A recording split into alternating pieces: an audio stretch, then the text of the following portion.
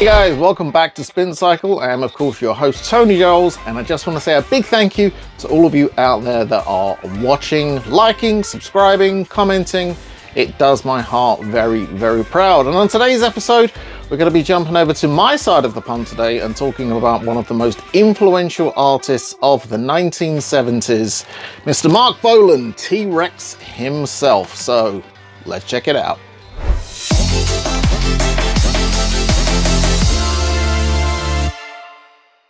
That's right guys, on today's episode we are talking about T-Rex, the project led by of course Mark Bolan. This was a project that started in the late 60s and found massive fame worldwide, but primarily in the United Kingdom in the early 1970s. And this is the album The Slider. This is the overall 7th album from T-Rex, but the 3rd album since they shortened their name from Tyrannosaurus Rex to T-Rex.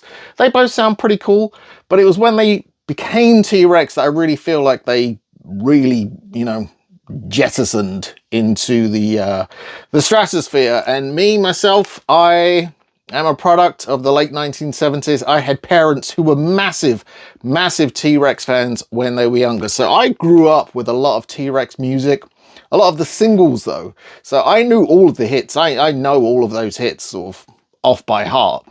But it wasn't until I kind of reached adulthood myself that I thought, I'm going to delve into some of the deeper cuts, the album side of T-Rex. And that's when I discovered this album, The Slider, which for me, I think this is a fantastic album. I really do. Obviously, it followed Electric Warrior, which was a ginormous success. I believe it was the best-selling album of 1971 in the United Kingdom. Spawned 2 #1 singles, as did this. But, it was big, big shoes to fill. And I actually think this succeeded. I don't want to say anything bad about Electric Warrior because Electric Warrior is an amazing album, but this is a really killer album produced by Tony Visconti, who I'm sure you guys know produced some of the most classic albums out there, all the work he did with Bowie. And this album, I don't feel like there's a bad song on this album. There's a little bit of everything on here for people. There's some ballads, there's some up-tempo numbers. You also have a track like The Slider, the title track. It's got this kind of low down bluesy groove to it. It's killer. It's such a great song, and one that if I hadn't have delved into listening to the album, I don't know that I ever would have heard it. It's the kind of thing you'd expect to hear in like a Tarantino movie, something like that. It's a really, really cool track. And the version I have here, this is the 180 gram repress, pressed at Memphis Records. Released through Fat Possum in 2010, and this is my favorite pressing of this album. And you can pick this up, and it's not massively expensive at all. You can pick this up for around $20. It is well worth the price. You have a beautiful glossy sleeve, and even though these pictures, I'll say this now, these pictures are credited to Ringo Starr. Yes, that Ringo Starr, who happened to be, he was filming a documentary on Mark Bolan, T-Rex, at the time that these pictures were taken at John Lennon's Tittenhurst Park home. And apparently Ringo was asked, to take some pictures.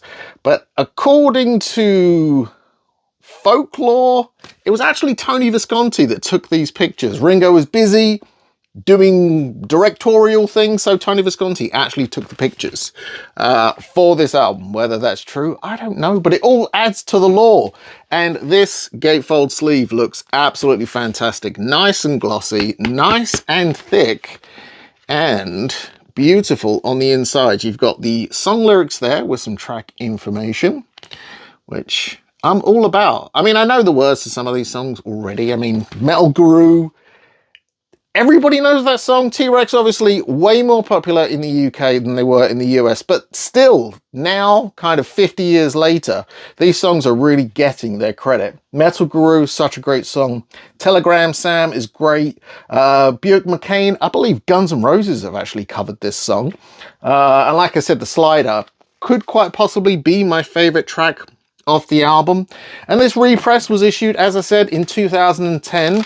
This one came out through the Fat Possum label, and this is a ginormous, thick, beautiful sounding slab of 180 gram black vinyl. And to me, this album has never sounded better. I loves me a good sounding 70s pressing, I really do. But as a record collector, and a guy that loves audio, this is my go-to copy of this album. I absolutely adore this. And as I mentioned up top, it's not one that is going to break the bank to find. You can catch this one for around $20, which is well and truly worth it for my money. So there you go, guys, something a little bit different on this episode of Spin Cycle, and we have so much more planned for you. We'll be taking more of a deep dive look into some of the releases from Fat Possum, more from Lakeshore Records. We are going all over the place, talking about records that were produced at the Memphis record pressing facility. So thank you for now. Remember, like, subscribe, comment if you haven't already done so, and I'll catch you next time.